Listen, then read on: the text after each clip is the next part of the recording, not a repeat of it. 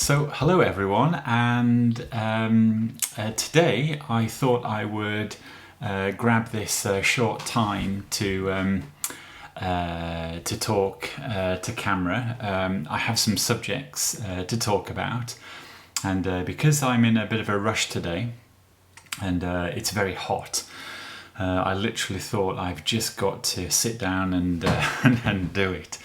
And so if I look down here, there's my laptop's here, so I've got some notes. Although we know that whenever I try this, I go off piste, and I don't stick to a script. It's also it's very hot here. We are well into the 30s, and there's no air conditioning because.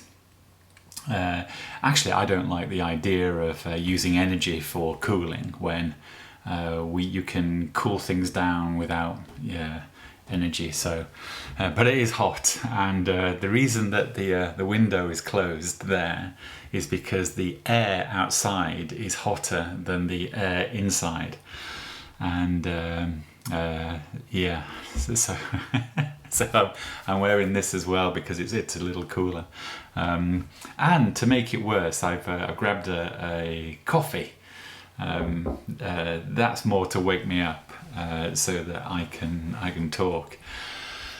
Right. So I've had a number of topics that I've been asked to chat about. And one of them is Bitcoin again. Another one is AI. Artificial intelligence keeps being mentioned these days. The other one is the subject that I'm not allowed to talk about, but it's to do with what's happened over the last 2 years. And so I always find it funny that you're not allowed to talk about something because do you remember when you're not allowed to talk about something, what that usually means? It means that somebody is hiding something, or somebody doesn't want you to talk about something there's always another reason why they don't want you to talk about it. Anyway, it's so boring, I won't even go into it, but you know the subject matter that I'm not allowed to talk about. Yes, so the other one that's been mentioned recently is social credit scoring, and another subject is Dr. John Campbell. Actually, that relates to the subject that I can't talk about. But what I will do is I will at least link one link to Dr. John Campbell below this video. In fact, I was going to do one video on him alone, and maybe I will do that, or maybe I'll talk about him right now in this video. But he's the physician on YouTube that talks about all medical and health issues. He's really good. Anyway, the next subject is house prices. The next one is politics. The next one is leveling up. This is a name given to a government driven incentive to make the standard of living better for everyone in the United Kingdom. It's called leveling up. Back to Davos. Now, there has recently been a Davos meeting, but I think we've covered that. I don't think I'll mention that one here. So we've got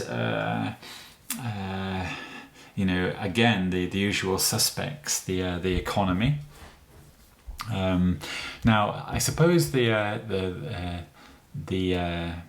context is important for this video, and that is we are mid-June 2022.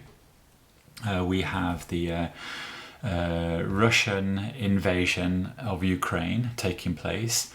We have inflation going up. We have all prices going up. In particular, we have energy prices really going up, in cases double and treble. So that is very interesting that they in particular are skyrocketing. And so it's June 2022. In the last 2 years, we all know what's been happening. And right now, where in Europe, I mean, the whole world really is facing the consequences of this war in Ukraine, the Russian invasion of Ukraine. And we have inflation going up and prices going up. Now, I suppose the way to explain this, or to offer a pretext to my opinion, is once again, my work experience has mainly been business consulting. So I'm supposed to be somebody with a general understanding of macroeconomics and also microeconomics on a small company level. But I'm supposed to have an understanding of macroeconomics and a very general understanding, very brief understanding of how politics works, how the political landscape looks and works, and a very, very general view of how the world works in the context of business economics. So I have a very skewed view, or a very contextual view on this subject matter. So this means that I can often be in error.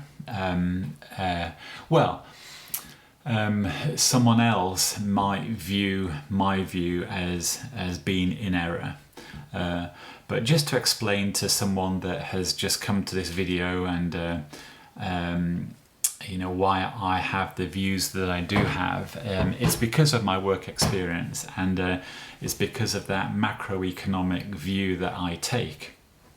Now, the other thing that I'm supposed to do or offer is an understanding of risk, an understanding of providing solutions for when things go wrong, managing risk, exit plans, exit routes, that sort of thing. Often when things go well, it's easy to forget about the planning and the management of when things go wrong. It's easy to forget about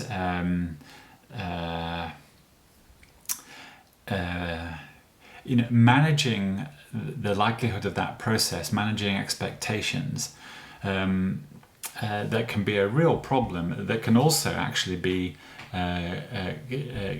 can create complete failure around something that actually will work and can work. It's just that one bit of it isn't working. You haven't planned how to fix it, and the whole operation goes down. I suppose I'm shooting off piece there. I'm going off script there a little bit. Well, when I say off script, I don't even have a script. And if I did, I probably wouldn't stick to it. Anyway, and also the reason why I do talks this way is because sometimes they're more interesting, because unscripted means that, for me in particular, my thought process can be a little more interesting, he says, as people all start to fall asleep. Anyway, but back on to the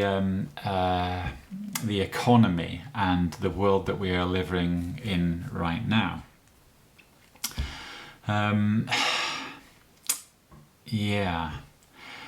suppose also what I want to preface is the zeitgeist that we're in today. And zeitgeist means the sign of our times.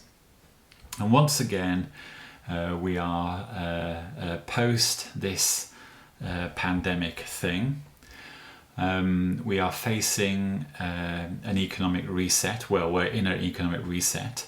We're facing a lot of bad news around the world. Climate change. I haven't mentioned climate change. climate change is, I believe, a massive issue. And the beginning of this video started with me making reference to the temperature here and the fact that outside is a lot hotter than inside. And inside, the temperature starts with a 3. This is Celsius. It's 30 odd degrees in here. I wouldn't want to use air conditioning even if it was available.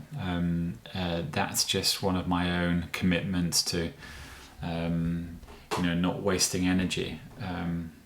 Now, there are many parts of the world, for example the Middle East. In fact, 60% of energy use in the Middle East, in places like Dubai for example, is for air conditioning. And that fact alone is staggering if you think about it. What on earth are people doing in a location that is really inhabitable? That is non-inhabitable. 60% of energy is going into air conditioning.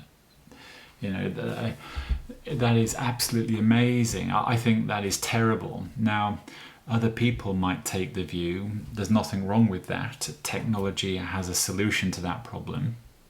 People want to live there. It's a nice part of the world. There's also a lot of natural resource, a lot of oil into the ground there as well. Anyway, so that argument is that technology enables us to live in these inhospitable places. My point is that's an awful lot of fossil fuels being burned to keep people cool when there are other parts of the world that can be inhabited that don't require air conditioning. I mean, I understand that that's not really, I can't offer that as an argument. It's just my thoughts. And in fact, I should preface everything I say with, these are my thoughts. Anyway, to get back to the topics I've mentioned, so to recap again, I suppose all these topics that I've mentioned are interrelated or related or directly related. The social credit score, I suppose I could talk about that one. I could focus on that. That does sort of link to everything, and maybe I will focus on social credit scoring. That might be the title for this video actually.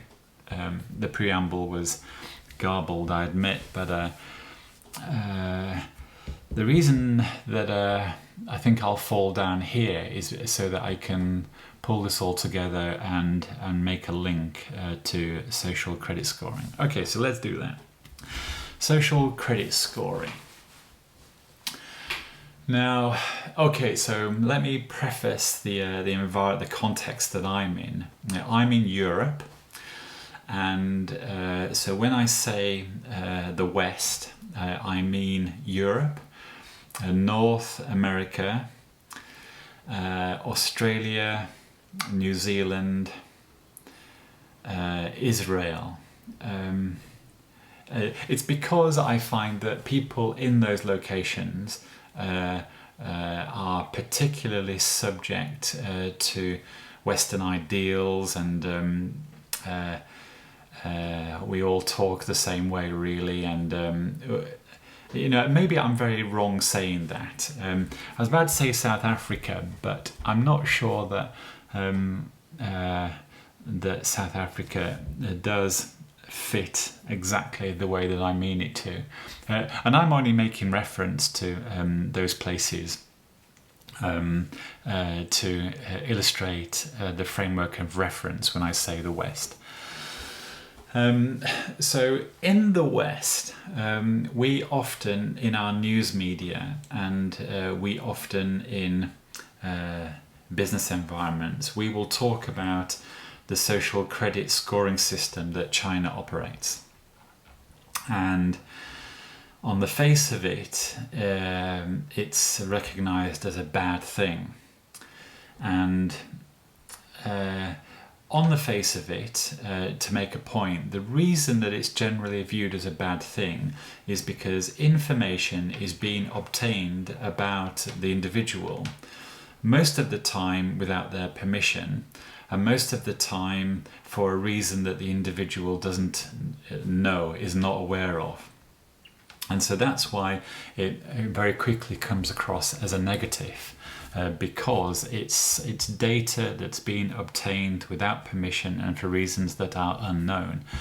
So that's why the social credit scoring that takes place in China is viewed as a negative.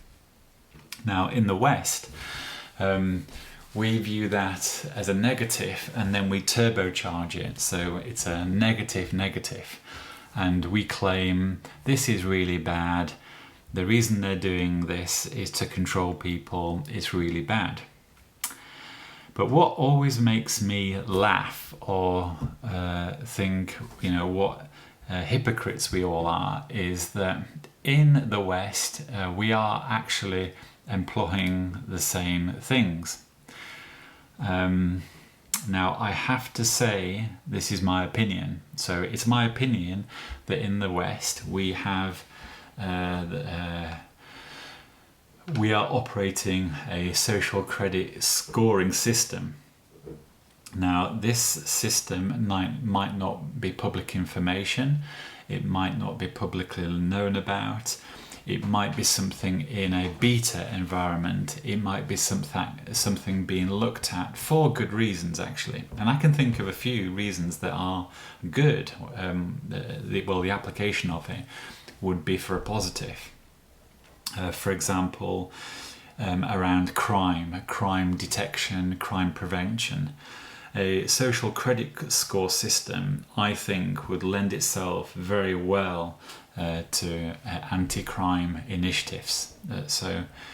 As long as it's implemented fairly and correctly, I can't see why that would be a bad thing. Now, straight away, people are going to think, whoa, that's wrong. Stephen, you can't have that opinion. Immediately we're into the, crossing the boundaries. We're infringing on people's rights. We simply can't have anything that allows that. But I don't think it's really a question of people all agreeing on it's a bad idea, we can't have it, because I think it's inevitable that it will happen anyway. Most of the time this application of technology happens by accident anyway. There will be another legitimate reason for collecting data about individuals, about people in your country, and that data might be to record power usage or usage of a government service. So the government has a very legitimate reason for collecting that data that is attached to you as a member of the general public. So this is why this notion of a social credit scoring system is fraught with danger. It's fraught with danger from the people that are trying to set it up and use it. And it's fraught with danger by the recipient of it, because we individuals, we the general public, react to the fact that these systems are in operation and they are running. So I look at something like this as an inevitability anyway, and I then look at I can technically take a view that I assume that governments are running a lot of due diligence over the policy around it and the ethics around it and also the security around it. So when you run something like a social credit scoring system, the actual reason for it, the why for it, is heavily justified. And very quickly I can in my own mind justify why you would run an overt or a covert social credit scoring system, because I can see the benefit of that. I can see exactly why you would want it. Now So if we just put aside the positives that I can see right now, and we just look at the negatives, let's just go to negatives for a moment, because I don't want to come across as I'm fully in support of Big Brother and the World Economic Forum, because well, I'm actually a member of the World Economic Forum. I've said that before. I'm not a paid up member. I think these guys should pay me. But I do like to know what they're up to, and I do like to read their reports. The World Economic Forum, they do have some very clever people doing some very good work. I have to say that. Schwab and those guys, I can't offer a real view about these people until I've met them and I've spoken with them and formed a very detailed, formed an opinion based on some real detail. I know what the media thinks of them, and I know what the I know the general views of these people. Anyway, I'm shooting off there a little bit, so I'll come back. So social credit scoring, right, the negatives. And the negatives are, it is data being collected for the purpose of for the purposes that are most of the time unknown by some people that you haven't given permission to, and the feeling of trespass is quite huge. And even though there are good aspects of it, it's a very hard sell, because you are basically saying to the general public, look, we are a government agency, or we are a government sanctioned agency. We're going to collect a load of data on everyone so that we can better manage society. That might be the real reason that these people believe they are doing it, but selling that to the general public is going to be a disaster, because how do you get everyone to agree? In fact, I'm going to suggest that you won't. In fact, you're going to get massive opposition. But the powers that be will probably take the view, because of its importance, we're going to do it anyway and just not tell people, which is how they do a lot of things. And if you've ever run a business and you have had to do something important, and you know that if you actually told everyone you were going to do it, there would be a mutiny. What happens is you just don't tell them and you do it anyway. And that is the truth. So this social credit scoring thing, the negatives are really at the forefront of all the discussions about it, because how do you get people to subscribe to something that they're not really understanding of? They won't be fully aware of its scope and its ability, and they won't be aware of how it's collecting the data, and they won't be in full knowledge of how it's being used and how it might be used against them. Now, straight away, I always think of the CCTV argument, or the being spied on argument, that if you're not a criminal, if you're not doing anything wrong, why would you care anyway? In the knowledge that if you are being surveilled, there is an element of you're safe, because the authorities can see if you come to harm or if you're in danger. And also, if you're innocent, you can prove your innocence, because there is a data profile of you at a point in time that something happened that you are claiming you weren't there doing. So, that's often an argument that's raised that I find very interesting and is plausible. But let's go back to the negatives and why people don't want this social credit score, and if that really is sufficient to negate the value of it happening anyway. Now I know this is going to be highly debatable, and also I imagine that in the context of this chit chat today, me in front of a camera, the ruling, if there was a judge, the ruling is probably going to be on the side of this is a bad thing, we shouldn't be doing it. But I have a feeling that we are doing it anyway. And the reasons, the positives for it are many. And yes, it is all around viewing you, the individual, as a thing of consumption, as a unit of consumption, as an object that can be marketed to, something that consumes, that can be measured, and that data can then be used to better planage, that can be used for efficiency at a government level or at a utility level or at other social levels. Right, so that's where all the value is. But we know that collecting all this information also can be used against the individual. And I don't really have to go too far into all the reasons why this would be a bad thing. Now, I can imagine that one of the main reasons or arguments for this is a really bad thing is because it's the next step to being controlled, really being controlled.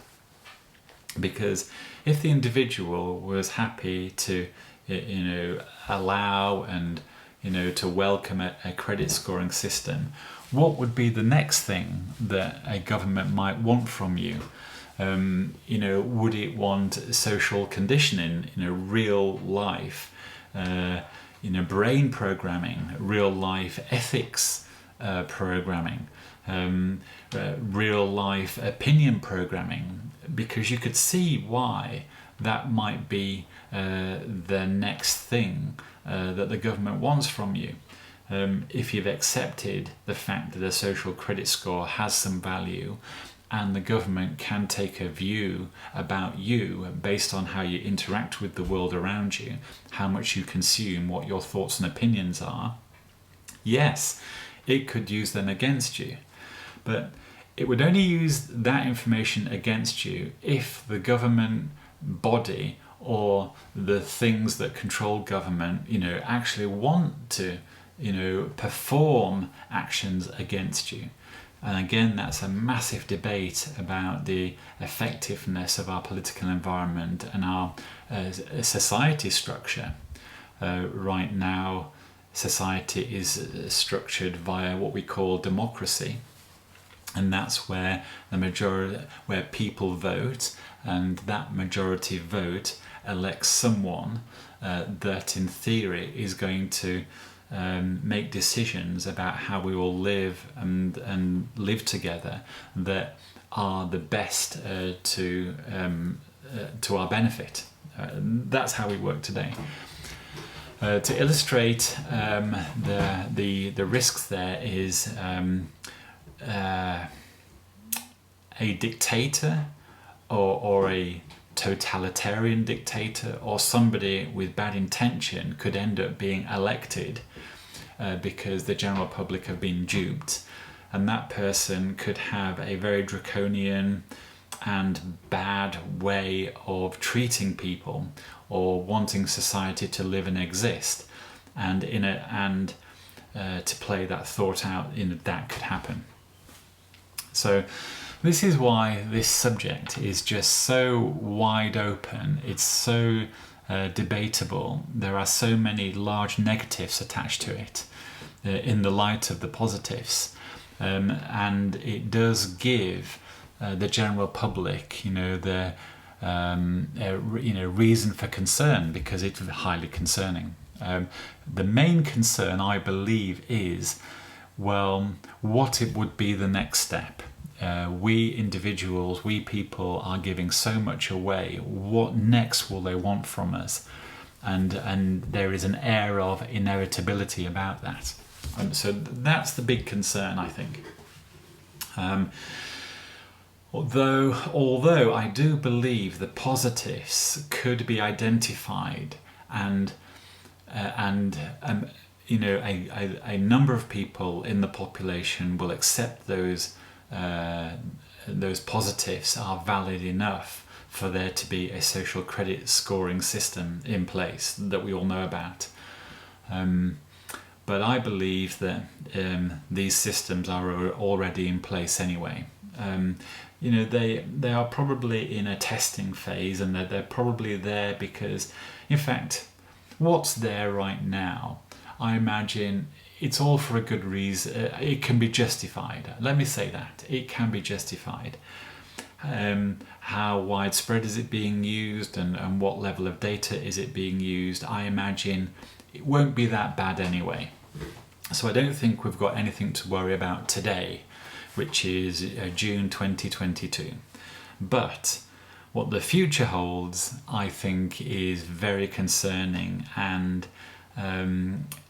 yeah, the future does hold some massive challenges for society, I believe, because we're in this really odd position in our evolution. Technology is doing this. Population growth has done that in the last 50 years. The political environment is changing. The way that we live is changing. Actually, I link all that to technology. I think technology is the single thing that changes and modifies society. So if you want to point the finger and blame something, it's actually technology that is the single thing that changes our behavior and changes the way that we treat each other. That's a technical understanding that I have, and it's my view, it's a technical view that I have.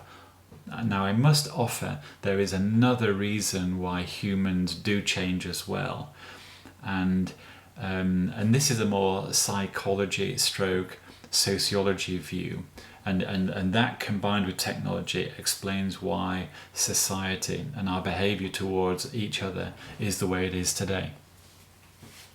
Anyway, I think at that I'm going to pause because I was unsure where this video might go to today. This is a brief introduction to social credit scoring. It's a big subject to tackle. I thought I would, I started off going over with some topics, and I've ended up on social credit scoring. And so this is an introduction. It is something that I am absolutely sure I will come back to. And the positive is that we have awareness. We as people should be nice to each other. Inside all of us there is a good spirit. There is something that wants the best for everyone, and it's that we should focus on.